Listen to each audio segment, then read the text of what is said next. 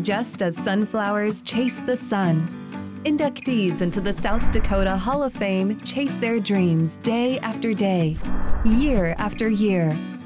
The 700-plus inductees in the Hall of Fame come from all backgrounds and corners of our state. What their stories have in common is their unwavering courage and belief in their dreams.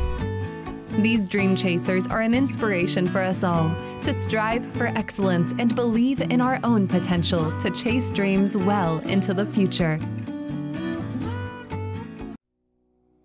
John Calvin was a hard-charging business executive, advisor to 4 South Dakota governors, philanthropist, and loyal friend.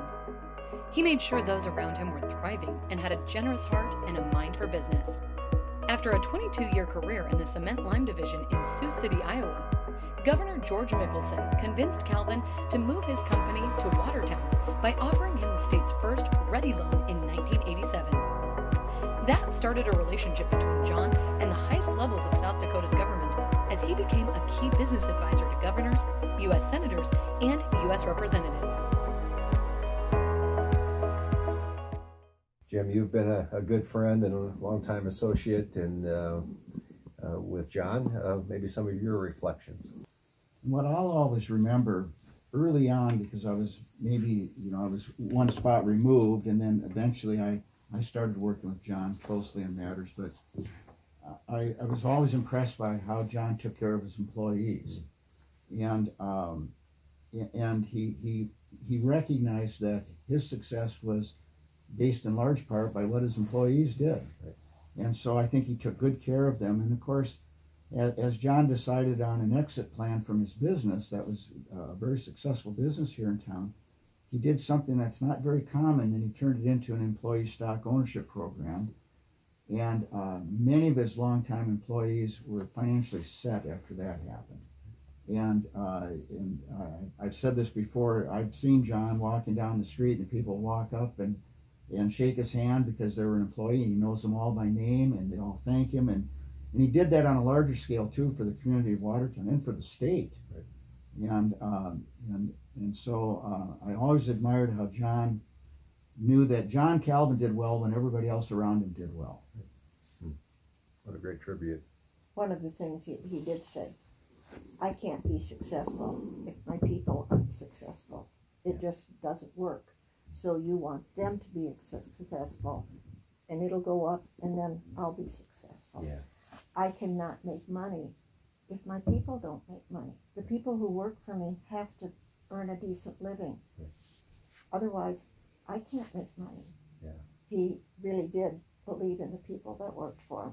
As a matter of fact, when he moved the company out here, we had people from Minnesota who moved out with us because of him and believing in him, and that was wonderful, absolute wonderful people that came, and like I said, and then he hired many, many more, but we were very fortunate. He really believed in the people that worked for him. No path in life is completely straight. There's always hurdles and obstacles and challenges that need to be overcome, and maybe speak to some of those that John experienced and perhaps how perseverance or patience may have played a role in John's success. John looked at the big picture and said, hire good people who can bring things together. But he knew where he wanted things to end up, out here. And he was very single-minded in that. This is what we're doing. We're going to get there. He had lots and lots of help. One of the things that helped him immensely here in Watertown was Lake Area Tech. He had a program too where if the people that worked for him wanted to go to Lake Area Tech, if they kept their grades up, he paid their tuition. And a lot of them did that. But he stuck at it. It wasn't always easy. Every year wasn't a great year. That's in any business. Every year is not your best year in the world. But he always, always knew where he was going. He had his eye way out here. This is where we're going to be. Yeah. And he got there. I've heard stories. I know people have come out and said, well, I worked for John Calvin for 25 years and I'm doing fine right now because of that. And they all really appreciated him, and I think very sincerely so. Yeah, he did help. Well, when you say that, John didn't even tell me most of them, but there'd be somebody worked for him that was having trouble with the house payment, tuition for kids, that kind of thing.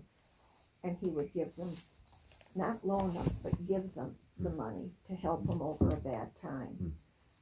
He didn't toot his own horn. I didn't even know he was doing most of these things. I also, a couple of weeks ago, someone stopped me and said, you know, I should tell you, but when my daughter was going to school, he paid the tuition for her first semester because I couldn't afford it. Wow. I didn't know that. He was the first Ready Fund loan in Yeah. South Dakota. George Mickelson was governor. Yeah. And that was part of the incentive that John said, I'm going to move to South Dakota. And he's paid that back so many times over, including later became the chairman of the Ready Fund board. Yeah. And served on it for many, many years. But like Lake Area Technical College here in Watertown, when John came to town, he needed welders, and he had to have specific training. And our school here is equipped to, in rather short order, put together classes to do that. And so they started training John's workforce.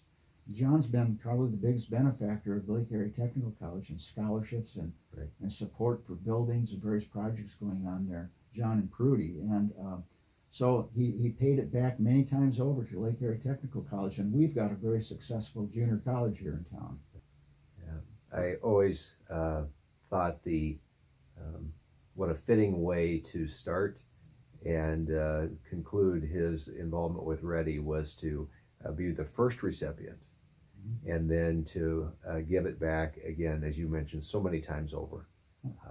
What a great testament to that program and the vision Governor Mickelson had for that.